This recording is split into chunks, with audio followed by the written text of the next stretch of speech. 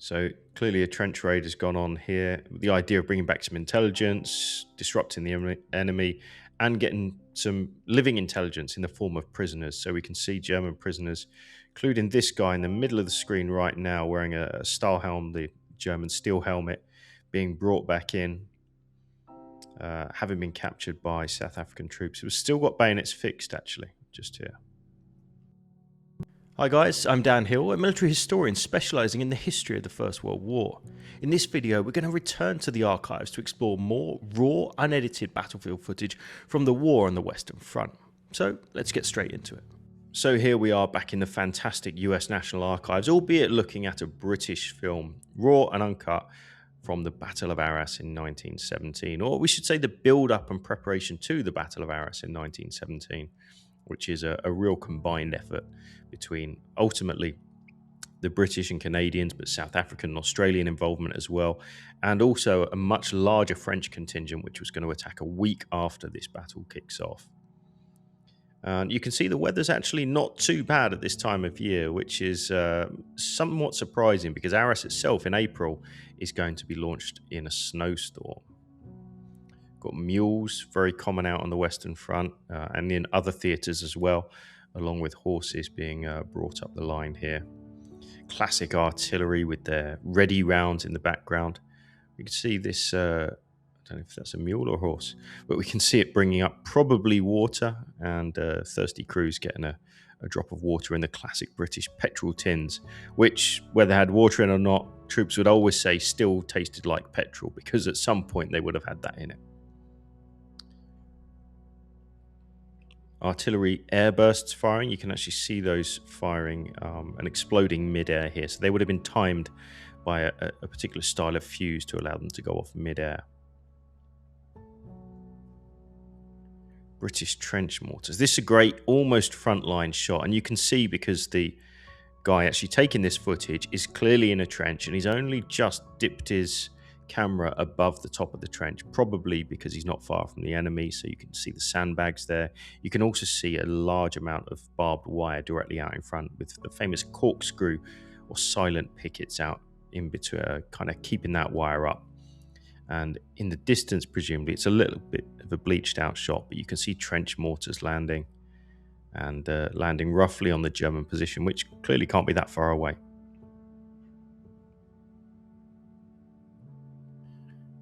Men of the Leicestershire Regiment, the Tigers, or the Northumberland Fusiliers coming up the line here.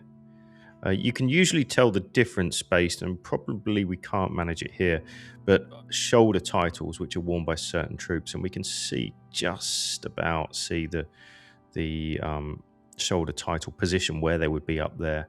And little bits give you a clue about what kind of soldier you're looking at here. We've clearly got a Scotsman, or possibly Tyneside Scots, a part of the Northumberland Fusiliers based on the bonnet that he's wearing there.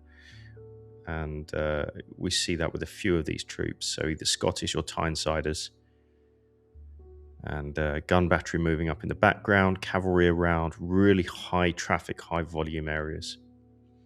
Just here, right in the middle, it gives you an idea of the dangers of the Western Front at the time. See this big pile of stuff? These are all British 2-inch toffee apple trench mortars. So massive chunk of explosive in that kind of ball on the end of them. They're nicknamed the toffee apple because they quite literally look like a toffee apple. Sometimes they're called the plum pudding. And these are live trench mortar rounds with hundreds of men walking around them.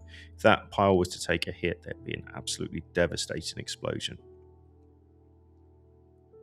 Plenty of supplies as well, other things, just so much traffic moving up and down.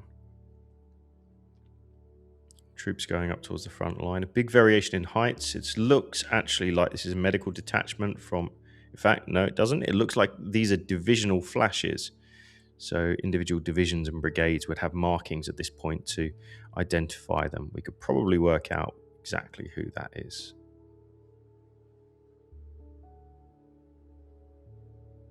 Cavalry also waiting for an opportunity to exploit any success on the battlefield. These guys could be really useful. Cavalries get such a bad rep on the Western Front as being pointless and useless. Well, in static trench warfare, yeah, I mean, there's a lot to say about that. They could absolutely be pretty limited. But once the battlefield opens up, and it does early in the war, and it does late in the war as well. In fact, from March 1918, there's a lot of movement on the Western Front. Cavalry really comes into its own again. The speed on the battlefield is extremely useful. Talking about speed, or lack of it, this is a British tank, heavy tank, dropping down a roadway embankment with a load of fuel cans. Well, a few less now, fuel cans on the top. This is a female tank. You can tell by the guns on the side in the sponson there. Female tanks were machine gun armed only. And then part of the famous Guards division marching up the line here. Welsh Guards and Coldstream Guards. It was a larger minimum height requirement for the Guards in the First World War. They tended to march and parade with a little more snap, as it was referred to. Had really good reputation on the battlefield. We've got the battalion band here. These guys would probably double as stretcher bearers when in action. Obviously wouldn't go into action with their instruments. They'd pick up stretchers and they would support the battalion that we can see marching through here. So this group just coming up here, possibly a platoon strength. We've got an officer at the front, senior NCO. In fact, this is certainly a company at least. Platoon's about 30 to 50 men and a company close to 200.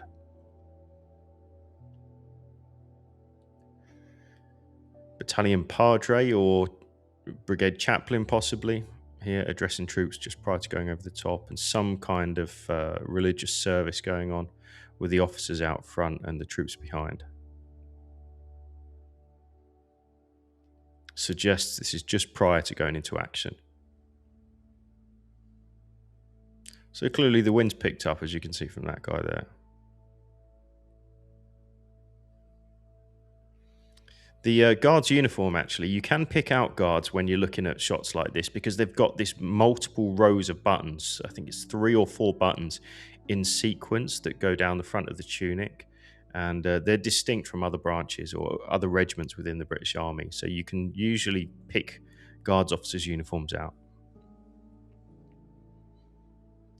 The famous Australians, fantastic fighting reputation, regarded amongst the finest troops on the Western Front. And good fighting reputation outside of the line as well. But, you know, they were a little rough around the edges. But when there was a real fight going on, the Australians, the Canadians, and the New Zealanders are the guys that you want to call on. Possibly pioneers here under the command of a sergeant preparing scaling ladders to literally get out of the trenches.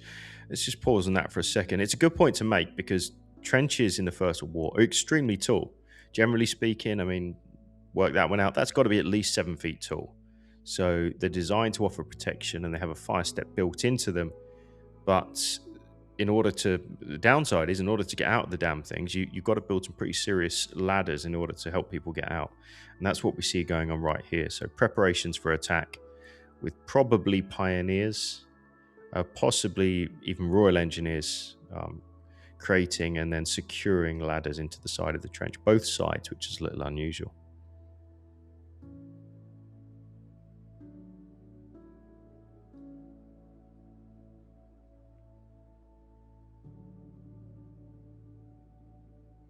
Very chalky trenches at this point. Arras, very well known for that.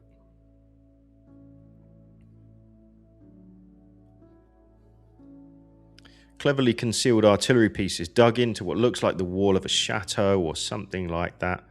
And very difficult to spot by enemy counter-battery fire or even enemy observers.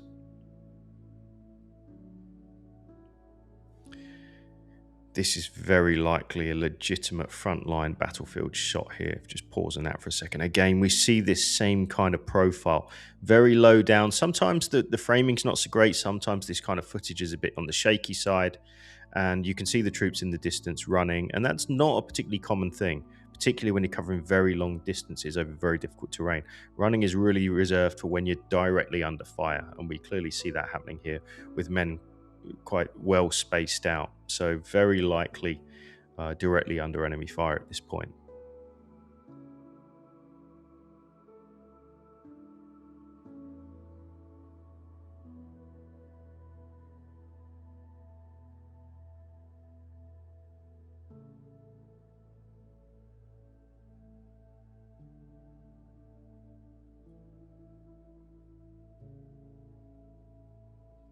See the odd shell explosion in the background there as well.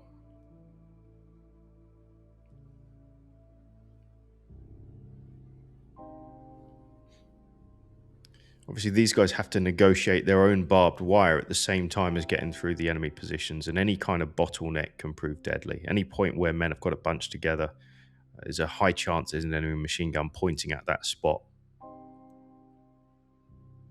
So clearly a trench raid has gone on here. The idea of bringing back some intelligence, disrupting the enemy, and getting some living intelligence in the form of prisoners. So we can see German prisoners, including this guy in the middle of the screen right now, wearing a Stahlhelm, the German steel helmet, being brought back in, having been captured by South African troops. We've still got bayonets fixed, actually, just here.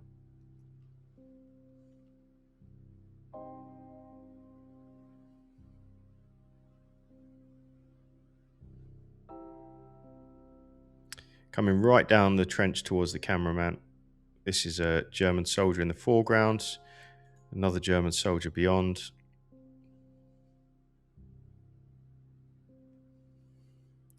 King's Liverpool's now attacking. King's Liverpool's light infantry, that shot card said, the kind of, if you like, the title card. There isn't, to the best of my knowledge, a King's Liverpool's light infantry. There is a King's Liverpool regiment, but they're not light infantry. So these guys going over the top, potentially just up into a support line. But you can also see huge numbers of troops in the background here. So this is a very big advance going on. And you can see men negotiating lanes in their own barbed wire. That's why they're advancing in lanes at this point rather than the kind of traditional over-the-top wave attack. You've got to get through your own wire first. So we're seeing men. It's a little unusual. You look at this and you think, surely this isn't an over-the-top moment. Very well could be. Possibly behind the lines, but not that far. You know, this is a good part of the way that men advance. So just a really busy battlefield, a good example of just how busy battlefields can be. Men negotiating their own barbed wire, trying to pick a path through. Normally these would get taped out prior to the attack, so engineers, possibly even scouts, would go out and tape these positions so that advancing troops know how to pick their own way through their wire before they then spread out into a wider formation to advance across no man's land. But men attacking with bayonets, men with bayonets fixed here, suggest they're certainly going into an attack. Bomb supplies being issued. Bombs are a little bit of a misnomer today. What we'll be saying really is grenades. The Mills bomb is the famous grenade of the time, but they're really referred in the First World War, referred to as a bomb. And these are packs of about 20 that get handed out.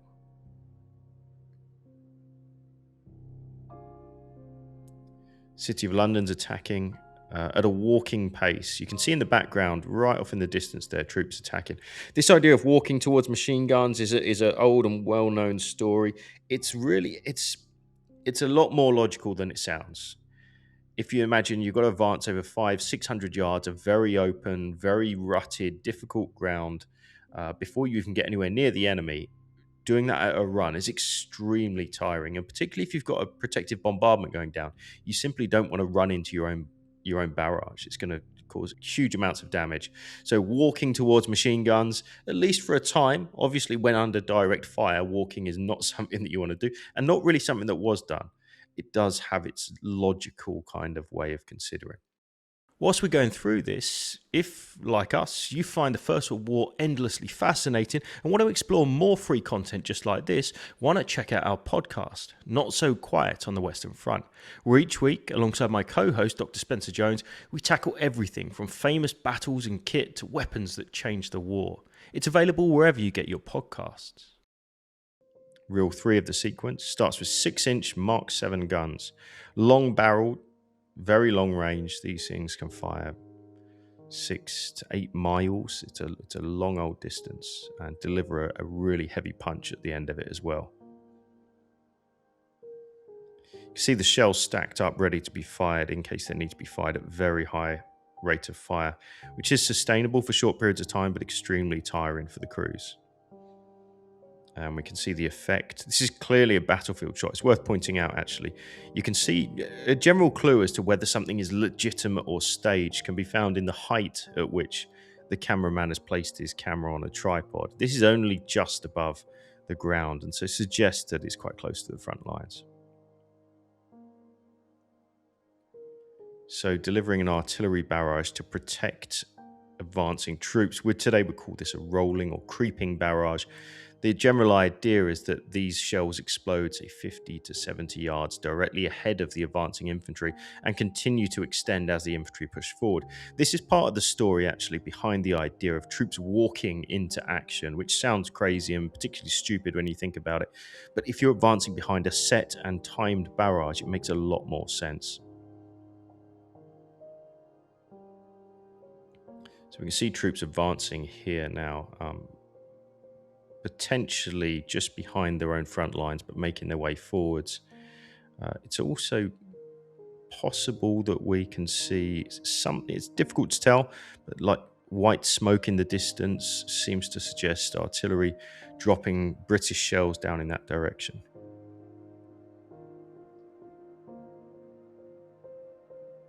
Kind of ad hoc shell carriers here, 290-pound shell. You certainly don't want to be carrying them very often. So we've got this wheeled device that is clearly a pretty smart invention. And I guess so many men out on the battlefield for such long periods of time, they're going to come up with smart ideas like this. Delivering the shells, at which point they're getting cleaned off. Really important that the shell's clean when it goes into the barrel. Stops the possibility of any issues in firing, including ones that could harm or kill the crew quite easily. So you see that going on just there. Troops being told to man their guns, coming out of a dugout. Those dugout entrances, by the way, they're always dug towards the enemy. The one thing you don't want, of course, is an enemy shell dropping directly down one, and so they're dug towards the enemy. No fuses on the top of the vast majority of these shells here, so they'll be fitted at the very last moment, and then set with either a contact impact fuse, sometimes called the Graze fuse by this point in the war, or a timed fuse for an airburst, which has got a set of dials that you can set the time that it's going to go off. Breach getting closed, raised. This would all be commanded by a single battery commander who would be hopefully have a forward observation officer with a spotter, given the details. Interesting aircraft here. So we've got a Lewis gun on the front, two-man aircraft. This is unusual. This is somebody can perhaps tell me, possibly an FE2 or even an Airco DH2, but it's a pusher. And these really go out of favor by about 1917. But instead of the traditional pull aircraft, which has a propeller on the front and drags the air through that way, this is a pusher. The engine is at the back, and they get pushed along instead of pulled. So it does give a few advantages, particularly when you can't shoot through a propeller before the invention of the interrupter gear. It means you can fire forwards without your propeller getting in the way, but they're not quite as efficient, not quite as powerful as a more traditional front-facing or front-ended aircraft.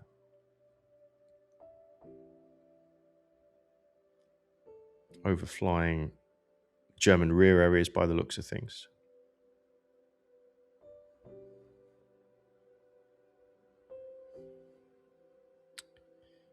Bit hard to tell for me exactly what's going on here, but presumably, according to the note on the shot card, some trench lines down below.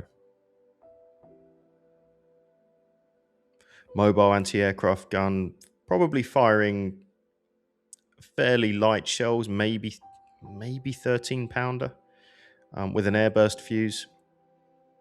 This is a pretty new problem, actually, in the First World War. There isn't really much aircraft before the First World War, and therefore there's not much need for an anti-aircraft gun. So a lot of these get repurposed into that kind of role.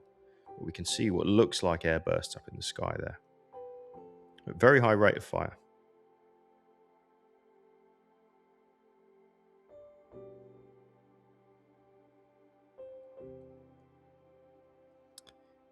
Heavy gun battery here.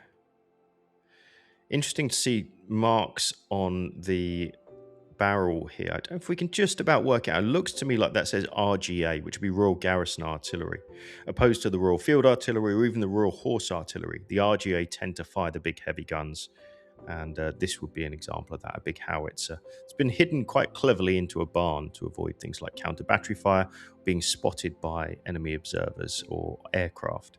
So lots of this kind of stuff happens. Center figure is a major, only 21 years old. That's incredible. This guy right here. You know, to have that kind of responsibility at 21 is pretty shocking to think of today. But at the time, bear in mind, 21-year-olds have already seen a lot of life at that time. It's a very different world to what we consider today. So more 6-inch howitzers, this time firing in battery. So 4 of them here, with their crews working pretty hard to keep that rate of fire up. And the river scarps are around Arras here. All kinds of, this is a great example of the kind of traffic you see moving about. That light rail that we see going past there in the background may well contain spoil from tunneling, so chalk that has to be taken away from the frontline areas to avoid revealing the fact that there's been digging and tunneling going on underground, of which there was a lot around the Battle of Arras. We've got barges as well here. These are going to be bringing up individual shells, 18-pounders by the looks of things. These guys with them on their shoulders. But also you get wounded moved back and forward. Barges are great for that because rivers are fairly still. And if you've got wounded that are going to get jolted around on rickety old roads, that can cause a lot of further problems. And barges are really useful for transporting wounded. British tanks here. This is a male variant. Mark, difficult to tell. I'm not so great on the marks. Could be a Mark IV tank by the time we get to April of 1917 with those male 6-pounder naval guns on the side and the trail on the back for extra traction. Again, probably doing top speed, 3-4 miles an hour. Another good shot here. This guy at the front there was just holding what looked like an SOS rocket. So these will be a kind of quick signal that you could send back to the artillery if you were under attack. And these are clearly Scottish troops based on the kilts, and Highland troops for that matter as well. Lowland troops quite often wore trousers and puttees.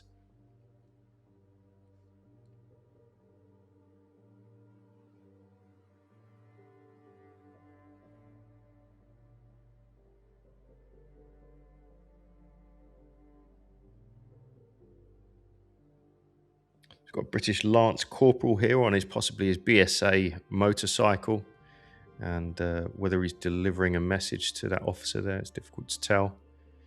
And then you've got side carts with machine gun attachment as well, which is an unusual thing. Didn't see a huge amount of service out on the battlefield itself, quite often on lines of communication work. A lot of these guys are, much like the cavalry, are in place in case of not break in, but break through. If the British Army or the Canadians or the New Zealanders or even Australians were able to get through the lines and out into open country beyond, that's when these kind of things would really come into their own, when the ground started to get better. But in a kind of classic trench warfare position, very difficult to use. More artillery firing here, 18-pounders.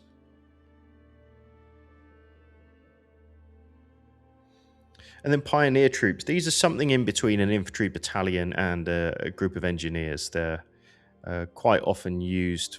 A typical British division at this time would have been 12 infantry battalions plus 1 pioneer battalion who would be used for trench construction, helping out with mining and various other things. So kind of a little more labour focused. These lads having a laugh at the sight of a camera, which was a real novelty back then.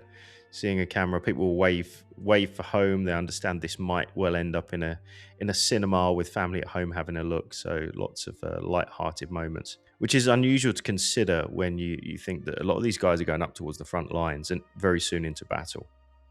Just pause here for a second as well. Big height difference between a number of these people. So the average British soldier in the First World War is 5'5" tall. The average Canadian is about 5'7". The average American is about 5'7", as is the Australian. And a lot of this comes down to the kind of impact of late Victorian period and Industrial Revolution. Cities are just polluted, unhealthy places to live. So a lot of city lads tend to be smaller than those from the countries, and particularly those from places like Australia and Canada, where they're just brought up in a healthier environment. And we see a big variation in height here. So minimum height would have been 5'2", so could be really quite small. and then cavalry waiting, usually quite a way behind the lines, waiting for an opportunity, ideally, to advance into the attack. They were, by this point in the war, carrying rifles as well as, on occasion, lances. There we go. That's the end of this reel, which looks at the Battle of Arras in 1917. Some fascinating stuff. Hope you found it interesting.